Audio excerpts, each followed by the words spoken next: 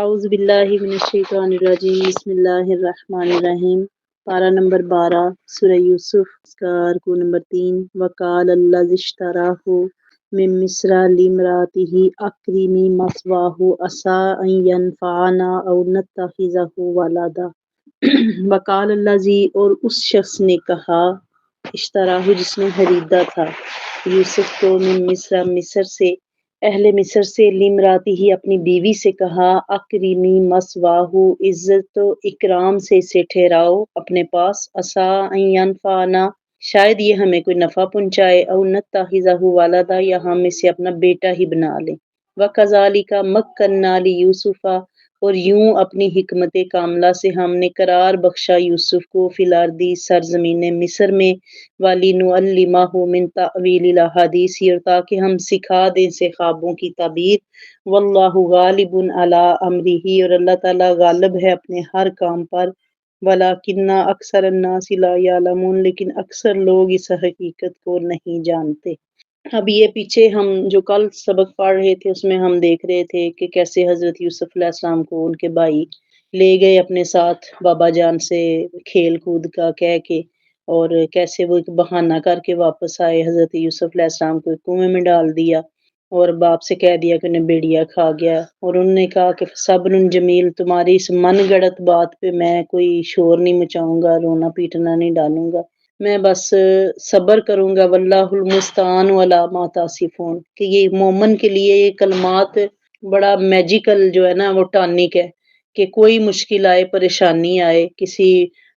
جھوٹے انسان سے اس کا پالا پڑ جائے تو وہ کیا پڑھتا رہے، واللہ المستعان علی ما تصفون، کہ اللہ ہی میرا مددگار ہے اس پہ جو کچھ تم میرے خلاف کرتے پھر رہے ہو۔ پھر ہم کل کے سبق میں ہی دیکھ رہے تھے کہ حضرت یوسف علیہ السلام کو کیسے ایک قافلہ وہاں پہ آتا ہے، وہ پانی کے لیے اپنا ڈول ڈالتا ہے اور اس میں حضرت یوسف علیہ السلام باہر آ جاتے ہیں، اور تب ان کے بھائی وہاں پہ موجود تھے جب وہ واویلا ہوا کہ کنویں میں سے بچہ ملا ہے، تو ان سے بھی پوچھا گیا کہ یہ بچہ کس کا ہے، تو انہوں نے کیا کہا کہ یہ ہمارے پاس بچہ کام کرتا تھا، غلام تھا، بھاگ گیا، بھائی کے طور پہ تعارف ہی نہیں انہوں نے کروایا۔ تو وہ حضرت یوسف علیہ السلام انہوں نے چند پیسے دیے کہ یہ تمہارا غلام ہے، تو ایسے یوسف کا سودا ہونا شروع ہوا، اور پھر آپ بالآخر وہ قافلے والوں نے کہا ہم نے تو یہاں وہاں تجارتی کاموں کے لیے نکلنا ہوتا ہے، تو ہم کہاں اس بچے کو ساتھ ساتھ لیے پھریں گے۔ انہوں نے کیا کیا، اس بچے کا سودا کر دیا، اور پھر کس نے خریدا، وہ عزیز مصر ہے، یہ مصر کا جو بادشاہ ہے، اس نے وہ گھر لے آئے اور اپنی بیوی سے کہا کہ اسے اپنے پاس رکھو عزت اور اکرام سے۔ یعنی حضرت یوسف علیہ السلام کی سیرت اور صورت اتنی منمونی تھی، اتنے آپ خوبصورت تھے کہ جو دیکھتا تھا مبہوت ہو جاتا تھا، تو بجائے اپنے وہ اس میں دربار میں رکھنے کے،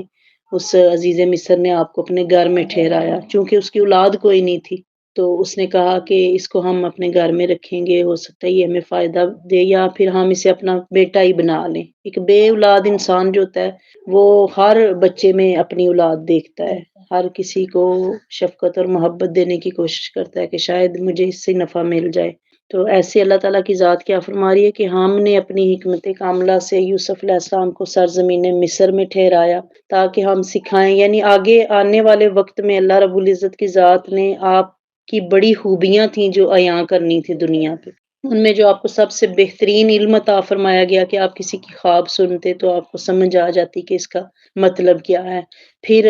اللہ تعالیٰ کیا فرما رہا ہے، واللہ غالب علی امرہ ولیکن اکثر الناس لا یعلمون، کہ اللہ اپنے ہر کام میں غالب ہے لیکن اکثر لوگ اس حقیقت کو نہیں جانتے۔ انسان کتنی پلاننگز کرتا ہے، کتنے پروگرام بناتا ہے، کتنے تہیے اور منصوبے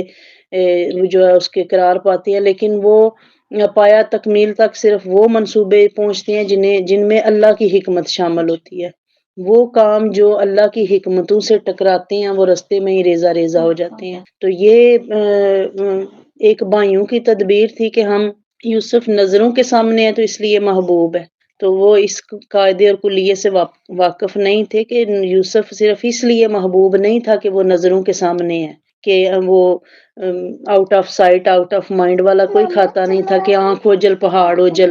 کہ کچھ لوگوں کو ہم عزیز ہوتے ہیں اس وقت تک جب تک ہم ان کی نظروں کے سامنے ہوتے ہیں، جو ہی ہم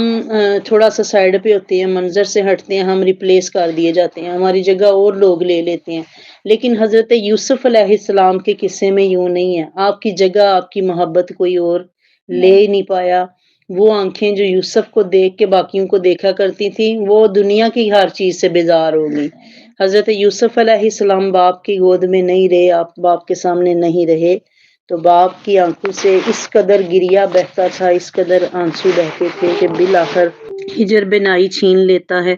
چشمے یعقوب کر چکی ثابت کہ آپ سامنے نہیں رہے تو باپ کی آنکھوں کی بینائی غائب ہو گئی ہے۔ ولما بالغا اشدہ آتیناہ حکمن، جب وہ پہنچے اپنے پورے جوبن پر تو ہم نے انہیں حکمت عطا فرمائی، و علما اور علم یعنی نبوت اور علم عطا فرمایا، وکذالک نجزی المحسنین اور یوں ہی ہم اچھا بدلہ دیتے ہیں اچھے کام کرنے والوں کو۔ وراودتہ التی ہوا فی بیتہا عن نفسہ، اور بہلانے پھسلانے لگی انہیں وہ عورت جس کے گھر میں آپ تھے، عن نفسہ ان سے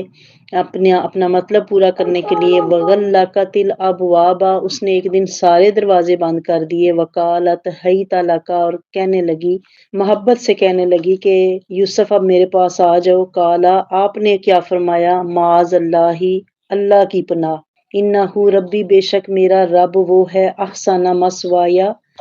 انہ ربی احسن مثوایا، اس کے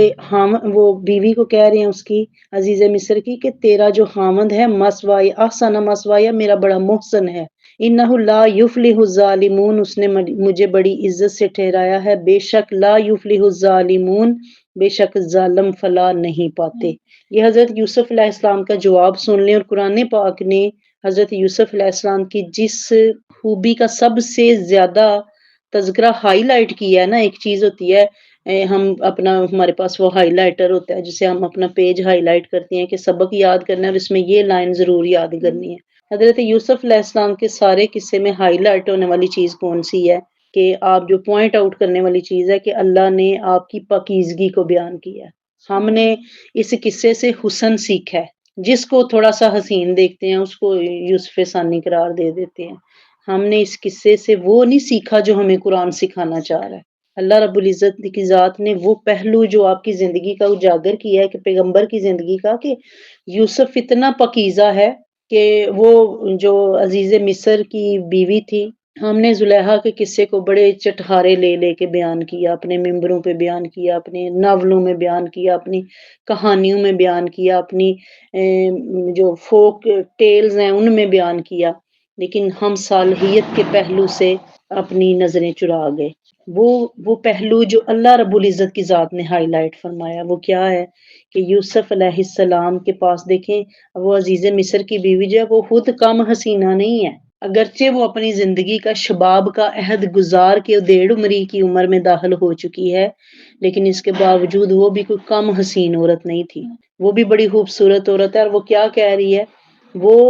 جب حضرت یوسف علیہ السلام جوان ہوتے ہیں، جب آپ پہ شباب آتا ہے تو وہ دن بدن اور نکھرنا شروع ہو جاتے ہیں۔ ایک تو اللہ کی ذات نے حسن دے رکھا ہے، پھر اللہ نے علم اور صالحیت، اور جو ایک صالح روشنی ہوتی ہے وہ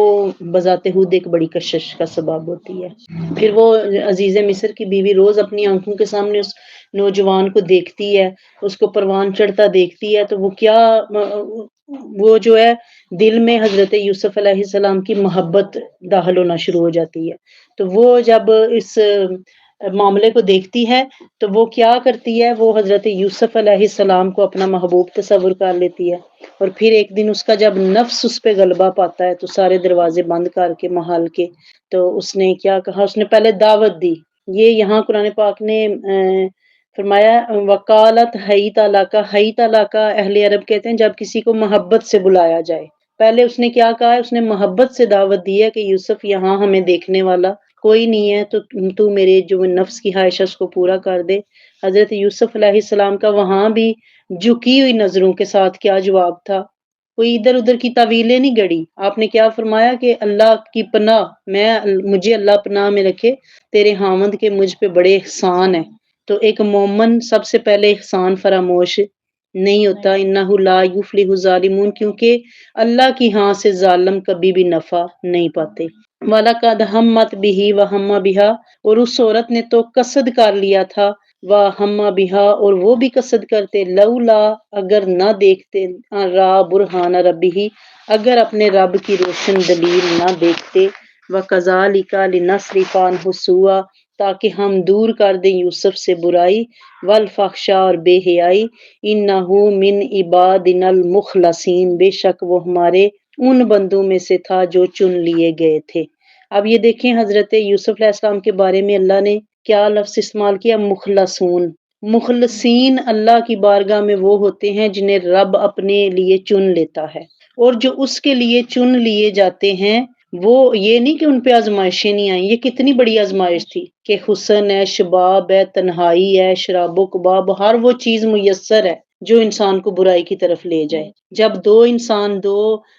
مذکر اور مونس جس جگہ پہ بھی جمع ہوتے ہیں وہاں پہ تیسرا شیطان ہوتا ہے، تو اللہ نہ بچائے تو بندہ بچ نہیں سکتا۔ یہ اب اللہ تعالیٰ کی ذات نے دعوت دی کہ ہم نے، اللہ اپنی بارگاہ سے بیان فرما رہا ہے کہ ہم نے یوسف کو چونکہ چن لیا تھا، اس لیے یوسف کی نگاہ میں وہ گندگی سوار ہی نہیں ہوئی، اس نے اس عورت پہ نفس سوار تھا، یعنی نفس کے ہاتھوں کوئی بھی مجبور ہو سکتا ہے، ہم اس بات پہ کسی کو متہم نہیں کر سکتے کہ اس نے، برا وقت آتے دیر نہیں لگتی، اس لیے اللہ نے کیا ہمیں طریقہ کار بتایا کہ ایک تو ہم مرد و عورت کی تنہائی سے بچیں، دوسرا ہم نظروں کی بے حیائی سے بچیں، جہاں پہ میوزک کا بندوبست ہوتا ہے، جہاں پہ وہ شراب کا بندوبست ہوتا ہے، جہاں پہ ننگ دڑنگ عورتیں پھیری ہوتی ہیں، وہاں پہ تو موقع ہوتا ہے اور وہاں پہ بچنا محال ہے، بلکہ اپنی جائے نماز پہ بیٹھے انسان کے لیے بچنا محال ہے۔ حضرت یوسف علیہ السلام کا کھلے عام ان کے محال کے اندر گھومنا پھرنا تھا، آنا جانا تھا، کام کاج کے سلسلے میں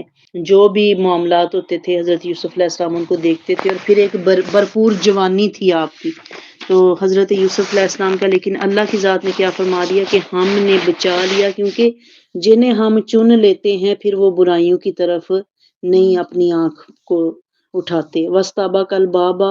اور دونوں دوڑ پڑے دروازے کی طرف۔ اب عورت دروازے کی طرف، نیتیں ہوتی ہیں نا ہماری، یوسف علیہ السلام جانتے تھے کہ بند ہیں دروازے، کوئی انہیں کھولے گا نہیں، لیکن اللہ کی ذات پہ بھروسہ تھا کہ اگر میں نے برائی کی طرف نہیں دیکھا، جب انسان انوالو نہیں ہوتا، یوں نہیں ہوتا کہ ہم چپکے چپکے در پردہ ہم کسی کے ساتھ ہم وہ گندی چیٹ بھی کر رہے ہوں، اپنی پکس بھی شیئر کر رہے ہوں، اور پھر کوئی برا وقت آ جائے تو ہم کہیں کہ میں تو بڑا توبہ طائب کرنے والا تھا۔ آپ اپنے اندر، میں اور آپ یہ نقطہ سمجھ جائیں کہ ہم انوالو ہیں تو بدنام ہوں گے نا، تو یوسف علیہ السلام تو انوالو نہیں تھے، تو بدنامی پہ آپ جائیں تو ایک دفعہ یہ معاملہ کتنا الجھا ہے، اتنا الجھا ہے کہ حضرت یوسف علیہ السلام کو اسیر بنا دیا گیا، قیدی بنا دیا گیا، لیکن سارے اسیر مجرم نہیں ہوتے، قید خانے میں یوسف بھی لائے جاتے ہیں۔ سوچنے کی بات یہ ہے کہ جو نیک ہیں ان پہ تہمتیں لگتی ہیں، الزام لگتے ہیں، لیکن اللہ کیسے بری کرتا ہے۔ آپ تاریخ عالم میں دیکھ لیں، قرآن پاک کو کھول کے دیکھ لیں، اس سے پہلے ہم پیچھے جائیں تو ہم نے سورہ آل عمران میں حضرت مریم سلام اللہ علیہا کا قصہ پڑھا ہے، وہاں ہم نے پڑھا ہے کہ کنواری مریم ہے، وہ حضرت زکریا علیہ السلام کی محراب میں عبادت کرتی ہیں، تو وہاں پہ اللہ نے انہیں خوشخبری دے دی کہ ہم آپ کو ایک بیٹا عطا فرمائیں گے، تو وہ حیران ہوئی ہیں فرشتوں نے جب یہ کہا کہ ہم آپ کو خوشخبری دیتے ہیں ایک بیٹے کی، تو وہ کہیں کہ مجھے لم یمسسنی بشر، میرے ہاں بیٹا کیسے ہو سکتا ہے۔ سورہ مریم میں یہ بڑی تفصیل کے ساتھ بیان کیا گیا ہے، سورہ آل عمران میں بھی ذکر ہے، سورہ مریم میں بھی ذکر ہے، تو آپ نے کہا کہ میرے ہاں بیٹا کیسے ہو سکتا ہے، میں تو کنواری ہوں، مجھے کسی مرد نے ہاتھ نہیں لگایا، لیکن فرشتوں نے کیا کہا، کذالک، ایسے ہی ہے جیسے آپ کہہ رہی ہیں، لیکن یفعل اللہ ما یشاء، اللہ جو چاہتا ہے وہ کر لیتا ہے۔ اب آپ کے ہاں بیٹا، وہ 9 ماہ کا پروسیس ہوا ہے، آپ کے ہاں بیٹا پیدا ہوا ہے، اور آپ اسے لے کے، تو جب اللہ کی بارگاہ میں آپ حاضر ہوئی ہیں، آپ نے عرض کی کہ یا اللہ میں اس بچے کو اٹھا کے کیسے معاشرے کا سامنا کروں گی، یہاں تو کسی کا نکاح ہوا اور رخصتی نہ ہوئی، اس کو اللہ اولاد دے دینا تو معاشرہ انہیں جینے نہیں دیتا، تو وہ جس کا سرے سے نکاح ہی نہیں ہوا، وہ کانپ رہی ہیں، ڈر رہی ہیں کہ یا اللہ یہ بچہ تیری رحمت کی نشانی ہے، میں جانتی ہوں میں گناہ گار نہیں ہوں، تو جانتا ہے میں گناہ گار نہیں ہوں، لیکن دنیا کو کیسے بتاؤں گی۔ تو اللہ رب العزت کی ذات نے فرمایا کہ مریم تجھے کچھ نہیں کرنا پڑے گا، تو اس بچے کو اٹھا اور اپنی قوم میں واپس جا. عزتیں و تو عز منتشا و تو ذل منتشا، وہ جسے رب عزت دینے کی ٹھان لے اسے ساری دنیا بدنام کرتی رہے. جب آپ کا کردار میلا نہیں ہے تو کوئی اٹھا کے چوراہے پہ بھی لٹکا دے. ہاں تب بھی شرم جن کی آنکھ میں ہوگی وہ نظریں جھکا لیں گے اور کہیں گے نہیں نہیں یہ بندہ ایسا نہیں ہے. جن کو رب توفیق دے گا کہ وہ حق کا ساتھ دیں. حضرت مریم نے وہ بچہ اٹھایا، آپ قبیلے کے پاس واپس آئیں، وہ لگے لان تان کرنے کے دیکھو یہ اس نے کیا کیا ہے، ہم تو سمجھتے تھے وہاں عبادت کرتی ہے، یہ کیا کر رہی ہے، منہ کالا کر رہی ہے، طرح طرح کی باتیں. پھر ایک بزرگ نے کہا تو بولتی کیوں نہیں، جواب دے ہماری بات کا. تو آپ بولی نہیں کیونکہ اشارہ تھا اللہ کی طرف سے کہ مریم تو نے نہیں بولنا. جب سچا ہو انسان تو پھر قدرت بولتی ہے. اللہ نے کیا فرمایا، مریم تو چپ رہ اور اس بچے کی طرف اشارہ کر. آپ نے اس بزرگ کو کہا کہ اس سے پوچھیں، اشارہ کیا، گود میں بچہ تھا. تو وہ لگے اپنا سار پیٹنے، انہوں نے کہا دیکھو اب نیا ڈرامہ، کہتی ہے 3 دن کا بچہ ہے، اس سے پوچھیں. تو وہ 3 دن کے بچے نے کیا کہا کہ انی عبداللہ، میں اللہ کا بھیجا ہوا بندہ ہوں، آتانی الکتابہ، مجھے اس نے کتاب دی ہے، وجالانی نبیہ، اور مجھے نبی بنا کے بھیجا ہے.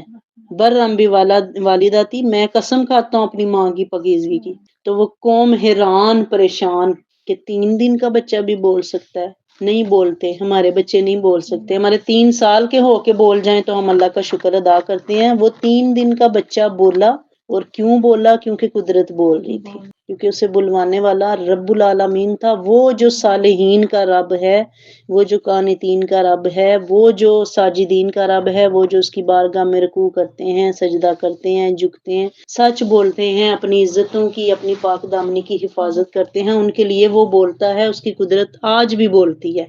بشرطے کہ انسان کا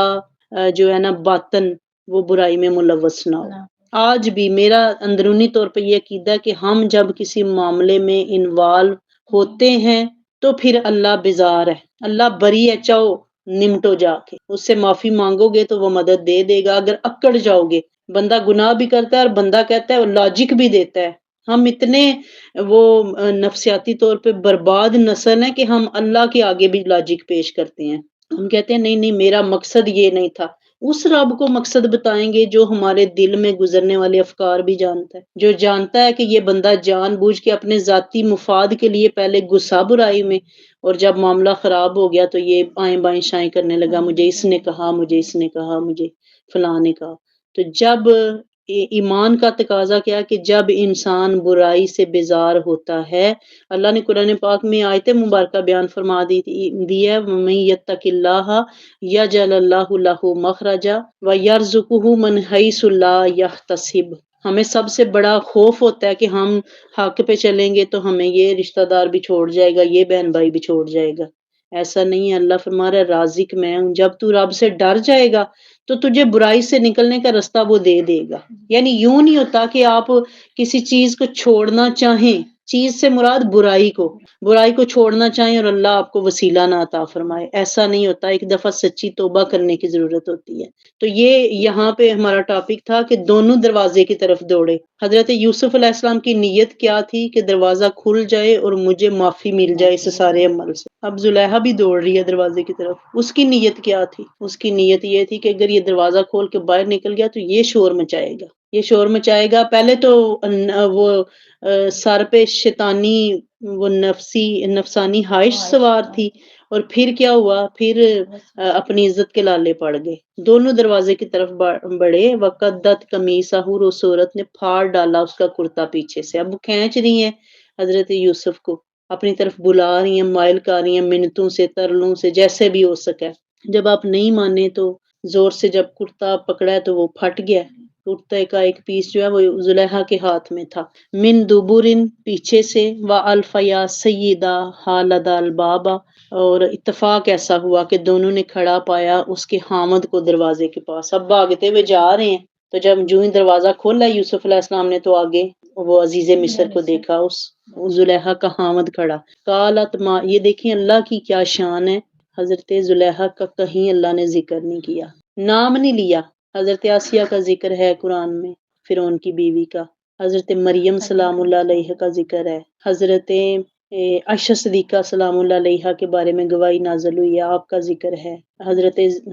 حضرت زینب کا ذکر ہے، وہ جن کے بارے میں طلاق کی آیات نازل ہوئی تھی۔ اتنی عورتوں کا ذکر ہے قرآن میں، لیکن اللہ نے یہاں پردہ رکھا ہے۔ ہم نے زلیخا کا وہ تاریخ سے دیکھ لیا نام اور ہم ہر شعر میں لے آئے، لیکن اللہ کو یوں اپنے بندوں کی عزتیں پیاری ہیں۔ حضرت یوسف علیہ السلام کا ذکر بار بار ہو رہا ہے، لیکن اللہ نے جہاں بھی ان کا ذکر کیا ہے نا، اللہ نے عزیز مصر کی بیوی کے طور پہ کیا ہے، عورت کے طور پہ کیا، نام ذکر نہیں کیا۔ یوں میرا رب پردے رکھتا ہے اپنے بندوں کے۔ قالت ما جزاؤ من اراد باہلک سوءا، جٹ بول اٹھی۔ دیکھیں ابھی عزیز مصر نے کچھ پوچھا نہیں ہے،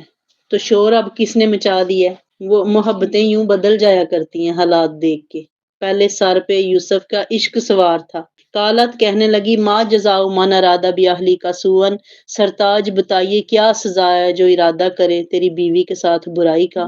الا ان یسجنا او عذاب علیم، کہ اسے قید کر دیا جائے یا اسے دردناک عذاب دیا جائے۔ اب خود ہی تجویز کر رہی ہے، کا بھوت اتر گیا، اب جان کے اپنی کے لالے پڑ گئے ہیں۔ تو عشق تو وہ سلامت ہوتا ہے نا، پھر وہ وہاں کھڑی کھڑی کہہ دیتی کہ اس کا کوئی قصور نہیں ہے، میں مجرم تھی۔ لیکن وقتی طور پہ انسان کی محبتیں بھی بدل جاتی ہیں، اپنے جب بینیفٹس ہوتے ہیں پھر ہماری طرفداریاں بھی بدل جاتی ہیں۔ تو وہ پیغمبروں کی محبت ہے اللہ کے ساتھ۔ ابراہیم علیہ السلام کے لیے آگ جلائی جا رہی ہے اور پوچھا گیا کیا ارادہ ہے، آپ نے عرض کی کہ جو اللہ کی رضا وہی میری رضا ہے۔ وہ اسماعیل کی قربانی کا وقت آیا، آپ سے پوچھا گیا ہاں جی 11 سال کا بیٹا ہے تو ہمیں بڑی ضرورت ہے، کیا خیال ہے؟ آپ نے فرمایا اللہ کی امانت ہے، وہ جب چاہے واپس لے لے۔ تو یہ عشق والوں کی باتیں اور ہیں، اور دنیا کے جو عاشق ہیں ان کی باتیں اور ہیں۔ پھر وہ اپنے خامد کو تجویز دے رہی ہے کہ یا تو اسے عذاب دو تو یا اسے قید کرو۔ کالا، آپ نے فرمایا ہیا راودتنی عن نفسی، اس نے مجھے بہلانا چاہا ہے، یعنی یہ نہیں آپ بولے نہیں، آپ نے اپنی صفائی پیش کی ہے کہ اس نے مجھے بہلانا چاہا۔ وشاہدہ شاہد من اہلہا، اور ایک گواہی دے ایک گواہ جو اس عورت کے خاندان سے تھا۔ ان کان قمیصہ قد من قبل، اگر یوسف کی قمیص آگے سے پھٹی ہوئی ہے، فصدقت، تو اس نے سچ کہا، یعنی پھر عورت سچی ہے اگر کرتا آگے سے پھٹا، کیونکہ جو ڈیفینس کر رہا ہے وہ آگے سے ہٹائے گا یوسف کو۔ فہوا صادقت، اس نے سچ کہا، وہوا من الکاذبین، تو یوسف جھوٹوں میں سے ہے۔ یہ فیصلہ ہو گیا، یعنی جب پنچایت میں فیصلہ پہنچا کہ یوسف، وہ دیکھنے والے کہہ رہے ہیں کہ یوسف کا کرتا چیک کریں، اگر وہ معاملہ پیش ہوا نا کہ کپڑے پھاڑ ڈالے ہیں ایک دوسرے کے، تو وہ فیصلہ کرنے والے نے کہا ہے سرپنچ نے کہ اگر تو کرتا آگے سے پھٹا ہے تو پھر ڈیفینیٹلی یوسف مجرم ہے، تو اگر پیچھے سے قمیض پھٹی ہے تو پھر زلیخا ہی مجرم ہے۔ وَإِن كَانَ قَمِيصُهُ قُدَّ مِن دُبُرٍ، اگر اس کی قمیض پھٹی ہو پیچھے سے، فَكَذَبَتْ، تو عورت جھوٹ بول رہی ہے، وَهُوَ مِنَ الصَّادِقِينَ، اور مرد سچا ہے۔ فَلَمَّا رَأَىٰ قَمِيصَهُ، جب عزیز، پہلے تو اس نے بھی غور نہیں نہ کیا، پھر عزیز مصر نے رَأَىٰ قَمِيصَهُ، قمیض دیکھی، کرتا دیکھا یوسف علیہ السلام کا، قُدَّ مِن دُبُرٍ، پیچھے سے پھٹا ہوا، کالا، کہنے لگا انہ من کیدکن، یہ عورتوں کا فریب ہے، یعنی وہ سمجھ گیا کہ یہ میری بیوی کی چال ہے۔ ان کیدکن عظیم، بے شک عورتوں کا فریب بڑا خطرناک ہے۔ قرآن کہہ رہا ہے کہ عورتیں جو ہیں ان کے فریب ہمیشہ ہی خطرناک ہوتے ہیں۔ یوسف آردن ھذا، یوسف پاک باز، یہ عزیز مصر کہہ رہا ہے کہ آردن ھذا، اس بات کو جانے دو، وَاسْتَغْفِرِي لِذَنبِكِ، اور اے عورت اپنے گناہ کی معافی مانگ، اِنَّكِ كُنتِ مِنَ الْخَاطِئِينَ، بے شک تو ہی قصورواروں میں سے ہے۔ صدق اللہ العظیم۔ اب یہ دیکھیں عزیز مصر پہ معاملہ عیاں ہو گیا ہے، لیکن سلطنت پہ جو لوگ ہوتے ہیں، اونچی جن کی قسمت اور اونچے جن کے بخت ہوتے ہیں، زمانے میں انہی کے امتحان سخت ہوتے ہیں۔ عزیز مصر بادشاہ ہے، اور اگر بادشاہ باہر نکل کے لوگوں میں کہہ دیتا کہ میری بیوی مجرم ہے، اس کی بادشاہی کہاں رہتی؟ اور قدرت کی یہ منشا بھی نہیں تھی۔ اللہ نے حضرت یوسف علیہ السلام کو بھی بھیجنا تھا قید خانے میں۔ ایک آپ پہ مشکل آئی جب آپ کنویں میں گرے، اس کنویں سے اللہ نے نکال کے عزیز مصر کے گھر میں بھیجا، وہاں کچھ عرصہ رہے، اور آپ تب 21-22 سال کے خوبرو نوجوان بن چکے تھے، اور وہاں سے پھر اللہ نے اٹھایا آپ کو، اور ابھی منزلیں دینی تھی نا، تو منزلیں یوں ہی تھوڑے مل جاتی ہیں کہ بغیر کسی محنت کے بندہ اٹھا چھلانگ لگائی اور اگلی منزل پہ۔ اور وہاں پہ کوئی تکلیف نہیں آئی، ادھر سے اٹھا اور اگلی منزل۔ جس کو رب نے منزلیں دینی ہیں، جس کو رب نے چن لیا ہوا ہے، پیچھے اللہ ہی بیان کر رہا ہے کہ ہم نے مخلصین میں سے بنا لیا انہیں، تو بندہ سوچے کہ جو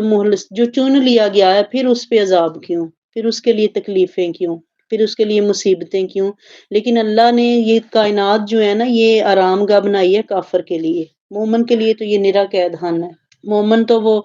شاکر شجاع آبادی سے کسی نے پوچھا کہ آپ کبھی گھبرائے نہیں، معذور ہیں، 4 بیٹیاں ہیں جوان، غربت ہے لک لک، تو آپ کبھی پریشان نہیں ہوئے؟ تو آپ نے کہا تھا اتھاں بوگ جو بوگے ہیں اتھا کوئی تے جزا مل سی، تے کیڑے سارے لے ویسن نبی مل سی خدا مل سی۔ مومن کی یہ شان ہے کہ وہ اڈیک رہے کب یہ پنجرہ ٹوٹے۔ یہ ہم کہتے ہیں جان میٹھا اگلا کنے ڈٹھا، ہم نے اگلا جہان دیکھا نہیں، اس لیے ہمیں نہیں پتا کہ اس کی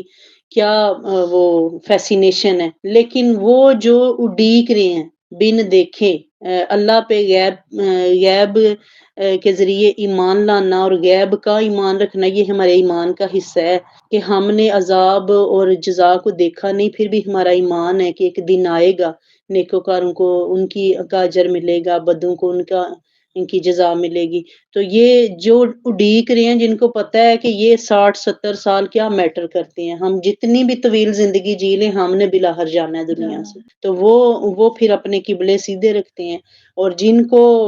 اس چیز میں ڈاؤٹ ہے کہ ہے سارے مر گئے نے، اسی مر جائیں گے تو کی ہوئے گا، وہ پھر قدم قدم پہ ٹھڈے کھاتے ہیں۔ تو مخلصین جنہیں رب چنتا ہے انہیں پھر تکلیفیں بھی آتی ہیں، انہیں پھر آزمائشیں بھی آتی ہیں، لیکن ایسا نہیں ہوتا کہ وہ سدا آزمائشوں میں رہتے ہیں۔ یعقوب پہ کتنی بڑی آزمائش تھی، اتنے بیٹے ہیں، آگے پیچھے پھر رہے ہیں، چل رہے ہیں، کوئی پانی کا پوچھ رہا ہے، کوئی کندھے دبا رہا ہے، کوئی ٹانگوں کو مالش کر رہا ہے، کوئی کچھ کر رہا ہے، کوئی محبت کا اظہار کر رہا ہے۔ جنہوں نے حسد کیا انہوں نے بھی محبت کی بنا پہ کیا، ان کا کیا عزم تھا، یہ نہیں تھا کہ 12 میں وہ ایک کھیت بانٹا جائے گا تو تھوڑی زمین ہوگی، 11 ہوں گے تو زیادہ ملے گی، یہ تو مطمع ہی نظر نہیں تھا۔ ان کا مطمع نظر یہ تھا کہ یوسف ہے سامنے، ہم نظر ہی نہیں آتے باپ کو، تو وہ حسد تھا، ان کی محبت تھی اپنے باپ کے ساتھ۔ لیکن حضرت یعقوب علیہ السلام کی آزمائش کے اتنے بیٹے پاس ہیں، لیکن ایک یوسف کی آنکھ میں ہر وقت آنکھ سے آنسو جاری رہتے ہیں۔ آپ کھاتے بھی ہیں، پیتے بھی ہیں، اللہ کی عبادت بھی کرتے ہیں، چلتے پھرتے بھی ہیں، لیکن وہ دل میں جو غم بیٹھ گیا وہ کسی پاس سے نہیں لگ رہا۔ ان پہ بھی آزمائش تھی۔ یوسف جو اپنے گھر والوں سے بچھڑ کے، آپ غور تو کریں، کبھی اس سینیریو میں جائیں تو صحیح، واپس اس کو آنکھیں بند کر کے تصور تو کریں کہ ایک بچہ باپ کی آنکھ کا تارا ہے، جسے ایک منٹ وہ اپنی نظروں سے اوجھل نہیں کرتا، اور اس کی بولیاں لگ رہی ہیں، کبھی کہیں اس کے پیسے لیے جا رہے ہیں، بیچا جا رہا ہے، اور کبھی کہیں۔ جب باپ کا سایہ شفقت سر پہ نہ رہے تو دنیا بولیاں ہی لگاتی ہے، پھر چاہے وہ کسی بھی معاملے میں ہوں۔ تو ہم تب تک ہی مامون ہیں جب تک ہم والدین کے سائے میں ہیں۔ اللہ یہ سائے سلامت رکھے،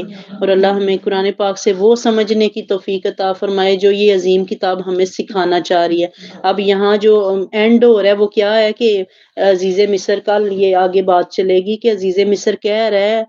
حضرت یوسف علیہ السلام سے کہ یوسف تو پاک باز ہے، میں جانتا ہوں۔ بیوی سے کہہ رہا ہے کہ تو اللہ کی بارگاہ میں توبہ کر جو تو نے جرم کیا ہے، اگرچہ اس جرم کا ارتکاب نہیں ہوا، وہ ابھی ملزم یا مجرم کے عہدے پہ فائز نہیں ہوئے، لیکن پھر بھی عزیز مصر کہہ رہا ہے کہ تو معافی مانگ اللہ سے کہ یہ تیری چال تھی جس میں یہ بیچارہ آ گیا۔ اور یوسف سے کہہ رہا ہے کہ اگر ابا نکل کے میں کہوں کہ میرا گھر خراب ہے تو میرے پلے کھ نہیں رہے گا، تو ہمارا پالا ہوا بچہ ہے، تو اپنے سارے الزام لے گا، قید خانے میں چلا جائے گا تو تیرا کچھ بگڑے گا نہیں۔ سادہ سی بات ہے کہ تیرے آگے پیچھے تو کوئی نہیں ہے، تو تیری تکلیف کس کو نہیں ہے؟ تو وہ بھی اس بات سے بے خبر ہے نا کہ یہ چال نہیں ہے، تمہاری طرف سے چال ہوگی، یہ تو میرے رب کا قانون ہے کہ اس نے بھی یوسف کو ایک اور تکلیف دینی ہے، اس نے بھی پھر اچھا یہ تکلیف دے کے رب پھر گواہی دے رہا ہے۔ یہاں ہم نے پیچھے ایک آیت پڑھی ہے، انہ کان من المخلصین، کہ یوسف مخلصین میں سے ہے، چنے ہوئے لوگوں میں سے ہے۔ ایک دفعہ یہ آیت پھر آئے گی کہ جب وہ کنویں سے نکل کے عزیز مصر کے گھر میں تھا، اس پہ وہ الزام لگ رہے تھے، تب وہ مخلصین میں سے تھا، اور اب جب وہ تخت مصر پہ بادشاہ بن کے بیٹھا وہ تب بھی مخلصین میں سے ہے۔ تو اس لیے اللہ رب العزت کی ذات ہمیں مخلصین کے زمرے میں شامل فرمائے، بیماروں کو شفا عطا فرمائے، وما علینا الا البلاغ۔